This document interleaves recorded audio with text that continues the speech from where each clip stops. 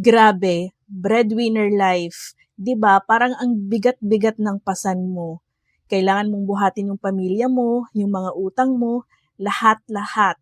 Tapos minsan, feeling mo parang mag-isa ka lang. Gets ko yan. Nakakapagod, nakaka-stress. Parang gusto mo na lang ibaba lahat yung pasan mo, 'di ba? Huwag kang mawala ng pag-asa. Kahit mabigat yung pasan mo, kaya mo yan. Usually, kailangan mo lang ng kaalaman at diskarte sa buhay. Isipin mo kung mas organize at mas kontrolado mo ang sitwasyon, mas gagaan yung pakiramdam mo.